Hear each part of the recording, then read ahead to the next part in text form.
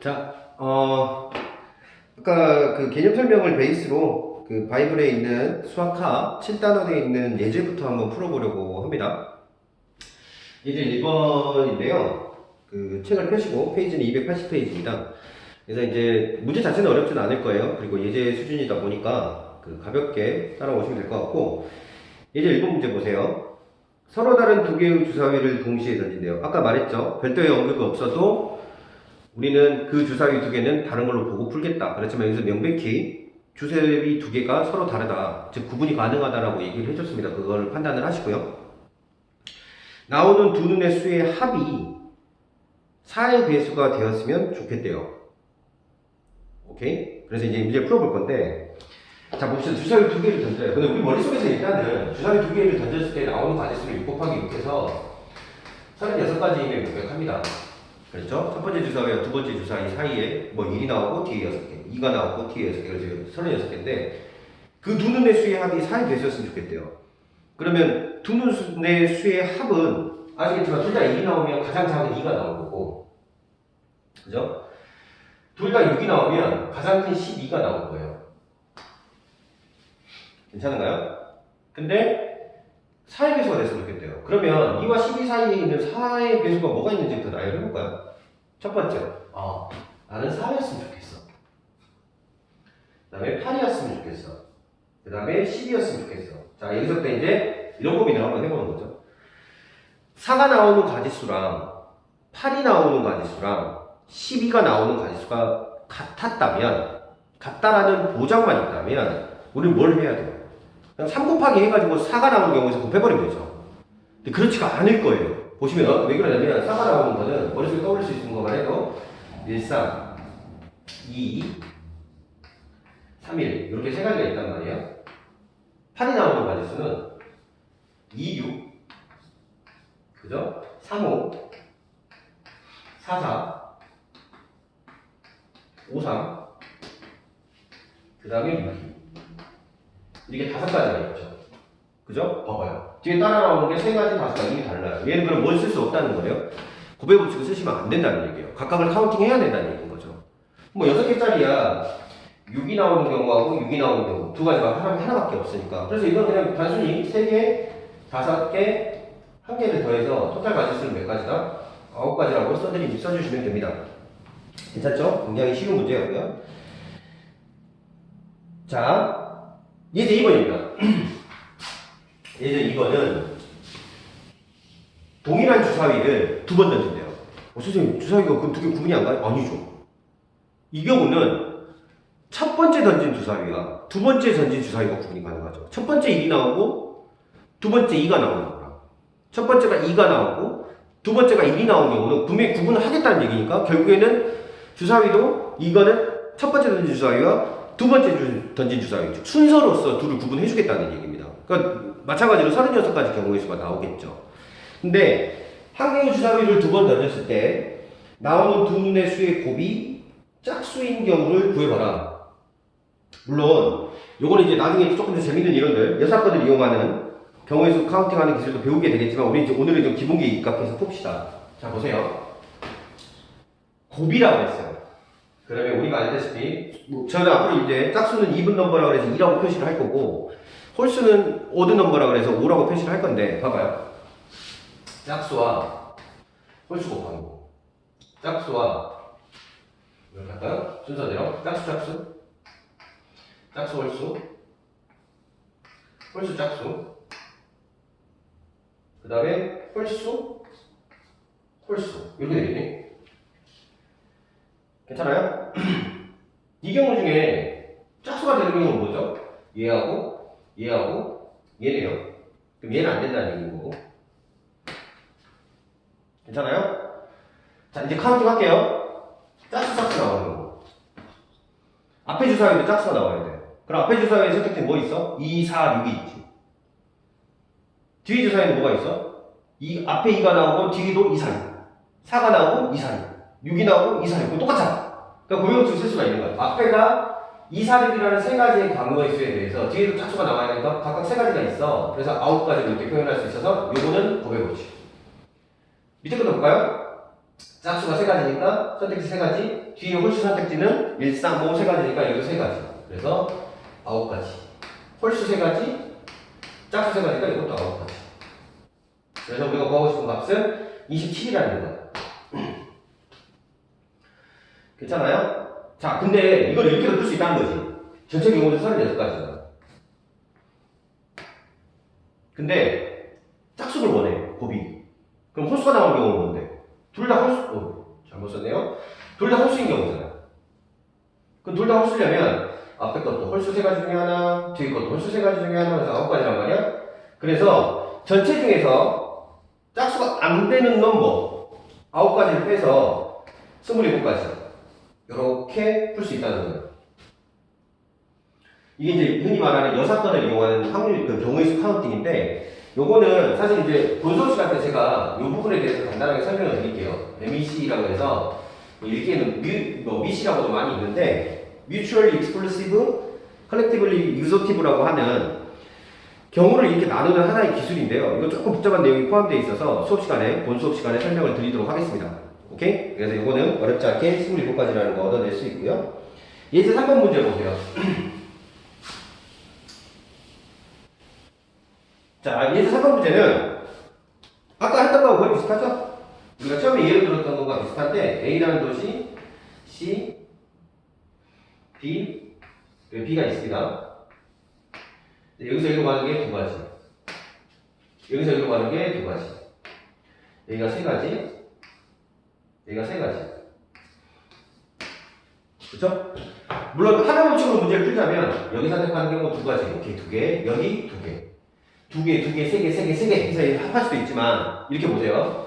여기를 선택하는 경우에 따라오는 가지수와 여기를 선택한 경우에 따라오는 가지수가 똑같으니까 저 두 가지에 대해서는 뒤에 따라오는 가지수는 두 가지구나. 정확히. 밑에 세 가지에 대해서는 뒤에 따라오는 가지수가 세 가지구나. 세 가지에 대해서는 뒤에 세 개씩 따라오는구나. 이렇게 계산을 하시면 13가지가요. 그렇죠? 13가지라 해서 아주 간단하게 곱의 법칙을 활용해서 계산을 하실 수가 있을 겁니다. 뭐 A에서 C 지점 거쳐 B 지점으로 가는 가지수는 위에 4가지가 되겠죠? 그거는 뭐 크게 중요하지 않을 것 같고요. 자, 갑니다. 4번 봅시다, 이제. 물론 이런 생각이 듭니다. 지금 문제에서 뭐라고 했냐면 108의 양의 약수의 개수 그리고 108의 양의 약수의 총합. 요거는 솔직히 시험에 나올 일은 거의 없을 것 같긴 한데요. 기본으로 알아두셔야죠.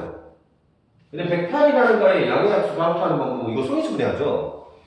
그러면 2 곱하기 2 곱하기 3 곱하기 3 곱하기 3이잖아요. 얘가 즉 소인수분해를 하면 2의 제곱에다가 곱하기 3의 상승을 해서 만들 수 있는 식인 거고, 기억하시나요? 여기다가 1 더하죠. 여기다가 1 더하죠. 그래서 몇 가지? 3 곱하기 4에서 토탈 약수는 몇 가지다? 12가지다. 여기 이제 약수의 개수 구하는 공식이었고요. 소인수분해 한 다음에 각각의 지수에다가, 각각의 소인수 지수에다가 1씩 더한 다음에 곱해주는 거. 기억하시죠? 이거는 중학교 때 배우셨을 거예요. 두 번째, 합을 구하는 방법은 이래요. 여기서 시작을 합니다. 합을 구하는 방법은 이렇게 구합니다. 앞에 소인수가 2가 있으니까 2를 시작하는데 2의 0승부터 시작을 해서 2의 1승, 그 다음 2의 2승까지. 그 다음에 3도 똑같은 방법. 0승부터 시작을 해서 1승, 3의 2승, 그 다음에 3의 3승. 이렇게 계산을 하시면 되고, 이거 외워두셨으면 좋겠습니다. 그래서 앞에 거 계산하면 얼마 나오나요? 1, 2, 4니까 7이죠. 뒤에 거는 1, 3, 9, 27인가요? 이렇게 더하면 30, 이렇게 더하면 10이니까 40인가요? 그래서 답은 280입니다. 이렇게 계산하면 되는데, 사실 논리는 이래요. 여러분들이 중학교 때 배웠던 논리는 이렇게 생긴 거예요. 자, 여기가 2라인, 여기가 3라인. 그래서 2는 0승일 수 있고, 2의 1승일 수 있고, 2의 2승일 수 있고, 3은 0승일 수 있고, 3의 1승, 3의 2승, 3의 3승. 이렇게 해놓고는 이 만나는 요놈들은 얘와 얘를 곱해서 만드는 거죠. 그럼 그 놈들이 다 뭐가 되는 거야? 약수가 되는 거잖아. 무슨 말인지 이해되십니까? 그러면 여기 둘, 셋, 넷, 다섯, 곱해서 만들 수 있는 이 칸들, 이 칸의 개수가 곧 뭐가 된다? 약수의 개수가 된다라는 걸로 배우셨을 거예요. 근데 1을 하나도 안 곱해놓은, 즉 1을 다 사용한 경우도 있으니까 0, 1, 2, 3칸, 여기도 0, 1, 2, 3, 4칸 해서 토탈 몇 개? 12개를 가지게 된다. 이 논리가 이 공식에서 사용된 겁니다.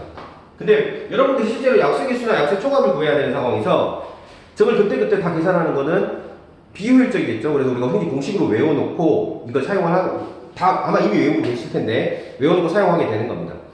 됐죠? 이게 이제 4번 문제. 여기는 계산을 해보시면 좋을 것 같고요. 자, 5번 볼게요.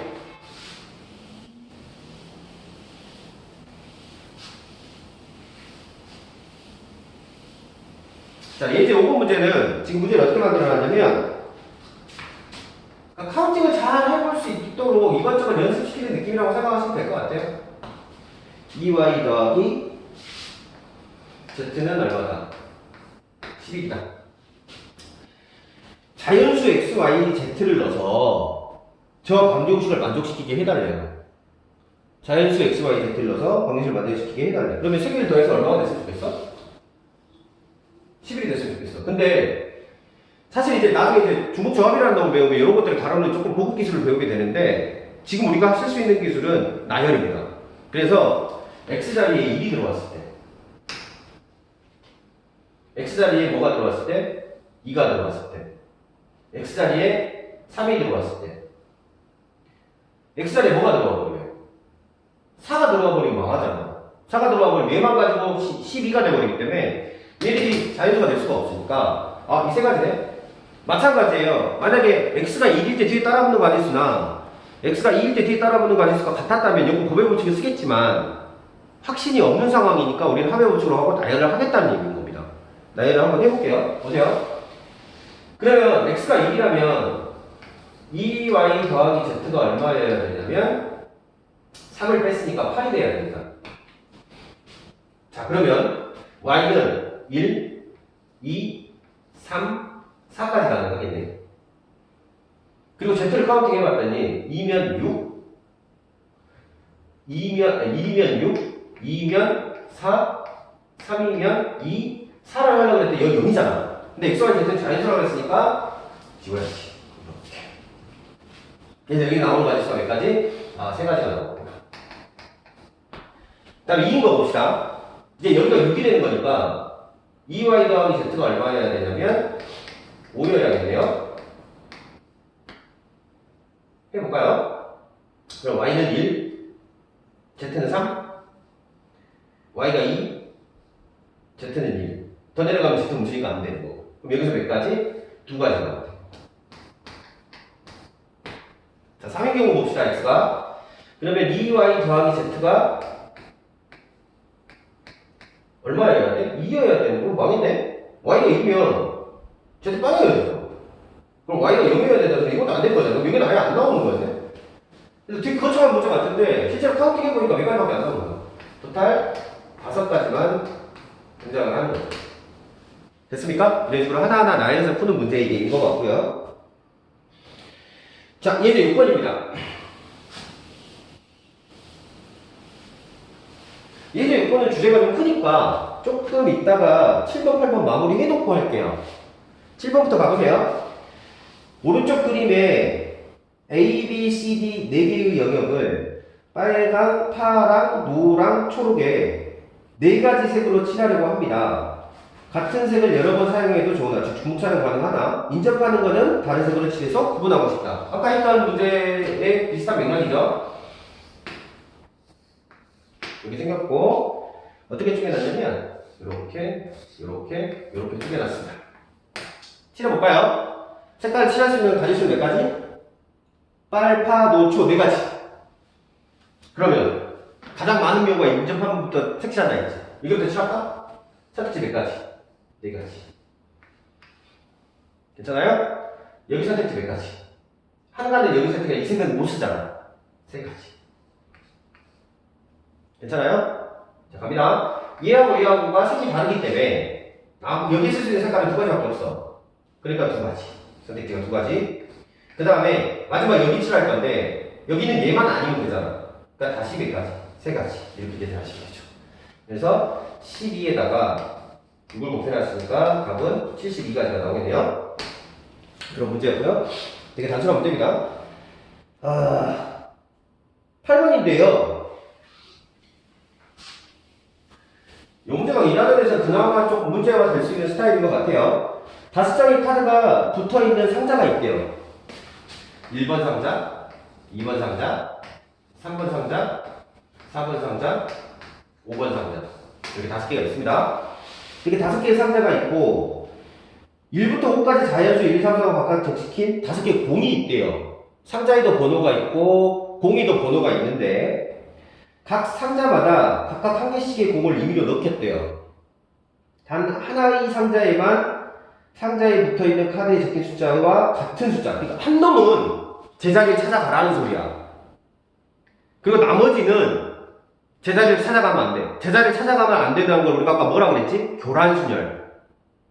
다시 한번 볼까? 1개짜리 교란순열은 0, 2개짜리 교란순열은 하나, 3개짜리 교란순열은 둘, 4개짜리 교란순열은 9, 5개짜리 교란순열은 44. 이 정도로 기억을 하고 있으면 되는데 이 문제는 이 5개를 모두 교란시켜라고 했으면 그냥 44가지야. 그죠? 5개짜리 교란순열이니까. 근데 하나는 제자리로 찾아야 되는 거야. 그럼 자, 선택지를 보자고. 내가 1번 자리에다가 1번 곡을 넣고 나머지 4개를 교란시키는 경우나, 그지? 2번 자리에다가 2를 넣고 1, 3, 4, 5를 교란시키는 경우나 3번 자리에다가 3을 넣고 1, 2, 4, 5를 교란시키는 경우, 그리고 4번 자리에다가 4를 넣고 1, 2, 3, 5를 교란시키는 경우, 5번 자리에다가 5를 넣고 1, 2, 3, 4를 교란시키는 경우가 모두 뒤에 따라오는 것은 어차피 4개짜리 교란이니까 똑같은 거 아니야. 그럼 각각을 계산할 필요가 없잖아. 고백 법칙을 적용을 해서 그러면 나는 미래에다가 하나 더 넣고 도대체 이 4개짜리 교란을 하면 몇 개가 나올지 보자. 4개짜리 교란이니까 몇 개? 9개. 그지? 근데 1번이 제자리 찾은 경우, 2번이 제자리 찾은 경우, 3번 제자리, 4번 제자리, 5번 제자리 토탈 5가지잖아. 5가지에 대해서 뒤에 따라붙는 가지수는 9가지로 똑같단 말이지. 결론은 9 곱하기 얼마? 5해서 45가지의 경우의 수를 만들어낼 수 있다. 이렇게 기억을 하시면 되겠습니다. 그래서 이거는 우리가 아까 앞에 개념 설명을 할 때 설명했던 교란순열이라는 컨셉으로 아주 간단하게 해결을 해냈습니다. 그 다음 거 보시면 이제 몇 번으로 돌아가세요? 6번으로 한번 돌아가 보세요. 지불 방법 그리고 금액의 수입니다. 자 보세요. 10원짜리가 4개가 있어요. 10원짜리 동전이 6번입니다. 50원짜리 동전이 2개 있네요. 2개가 있고 100원짜리 동전 3개 이렇게 있습니다. 자, 지불할 수 있는 방법의 수. 동전을 어떻게 조합해서 예를 들어 가게 주인한테 이렇게 돈을 줄 수 있는가에 대한 얘기예요. 이거는 약간 독특한 기술까지는 없는데 풀이 방법이 존재하는 거니까 조금 기억을 해 주셨으면 좋겠습니다. 자, 해볼게요. 자, 각각을 다르게 봅니다. 10원짜리를 하나도 안 사용할 수도 있고 선택을 하는 거죠. 나는 10원짜리를 몇 개 쓸 거야, 너? 라고 물어봤어요. 10원짜리를 하나도 안 쓰는 경우, 하나만 쓰는 경우, 2개 쓰는 경우, 3개 쓰는 경우, 4개 쓰는 경우. 그래서 10원짜리를 사용하는 가지수가 5가지야. 같은 방법으로 50원짜리도 안 쓰는 경우, 하나 쓰는 경우, 2개 쓰는 경우. 그러니까 3가지겠지? 100원짜리는 그러면 몇 가지겠어? 4가지구나. 잘 생각해봐. 이게 왜 900원짜리 성립하는지 항상 생각을 해보라고. 내가 10원짜리를 몇 개를 쓰던지 간에 10원짜리 하나를 쓰던 2개를 쓰던 5개를 4개를 다 쓰건 어떤 상황에서는 뒤에 50원짜리하고 100원짜리를 쓰는 가지수는 다 똑같이 쫙 나열이 될 거 아니야. 그 무슨 소리냐면 10원짜리를 1개 쓰는 경우, 1개 쓰는 경우, 2개 쓰는 경우, 3개 쓰는 경우, 4개 쓰는 경우에 뒤에 따라붙는 가지수 다 똑같다는 거야. 그 말은 5 곱하기 하고 50원짜리, 100원짜리 쓰는 경우의 수를 만들어주자. 마찬가지로 그 다음에 50원짜리를 1개 쓰든, 1개 쓰든, 2개 쓰든 100원짜리 쓰는 가수는 또 그 뒤에 똑같이 몇 가지 쓰든 4가지씩 쭈르륵 나뉘게 될 거 아니야. 그쵸? 고유법칙에서 10원짜리 쓰는 가지수, 50원짜리 쓰는 가지수, 100원짜리 쓰는 가지수를 각각 곱해주면 결론적으로 이 문제의 답이 나온다는 얘기예요. 이게 지불하는 방법의 수예요. 그래서 봤더니 10이라니까 60까지잖아. 조심해야 되는 게 이 문제의 포인트는 장난치는 것도 아니고 상점에 가가지고 저 계산할게요 하고 빈손 내밀면 귀싸대기 맞잖아. 그치? 이건 지불이 아니잖아. 돈 준 게 아니잖아. 그러니까 뭘 해야 된다는 얘기야. 모두 다 뭐 쓴 거 하나도 안 쓴 거는 한 가지잖아. 10원짜리도 빵개, 50원짜리도 빵개, 100원짜리도 빵개 쓴 게 하나는 지불이 아니니까 빼서 최종적으로는 59개예요 라고 써주셔야 돼요.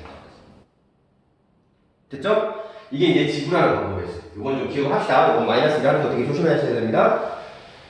자, 지불할 수 있는 방법의 금액의 수는 나중에 이제 그러니까 고난도 문제들을 조금 풀 때 이 금액의 수에 대해서는 조금 더 얘기할 게 많은데요. 이제 기본을 익히는 자리니까 기본이 이렇다고 생각하시면 돼요. 그냥 이 돈을 조합해서 만들 수 있는 최소 금액과 최대 금액을 찾는 거예요. 조심해야 될 건 최소 금액과 최대 금액 사이에 뭐 할 수 있는 게 없어. 빠지는 게 있을 수 있어. 예를 들면 내가 10원짜리를 3개 갖고 있어. 50원짜리를 2개 갖고 있어. 그러면 다 쓰면 얼마야? 180원이지. 논리는 이거야. 그지? 하나도 안 쓰면 0원이야. 0원은 빼자 했잖아. 그러면 가장 작은 금액이 10원이지. 그럼 이 사이에서 빠지는 게 하나도 없다면 가지수는 몇 가지야? 10원부터 180원까지 10원 단위야. 18가지잖아. 하나도 안 빠진다면 모든 금액이 가능하다면 근데 여기서 빠지는 게 있잖아. 왜? 얼마 못 만들어? 40원 만들 수 있어 없어? 못 만들어. 왜? 10원짜리 3개밖에 없거든. 그러니까 10원, 20원, 30원 하고 나서는 그 다음에 뭘로 푹 넘어가고요? 50원으로 넘어가야 돼. 그 다음에 60원, 70원, 80원하고 90원짜리 만들면 못 만들고 바로 폭 100원으로 넘어가야 돼요. 요것 때문에 이 금액의 수가 조금 더 문제 풀기가 난해한 상황이 생기는 거죠.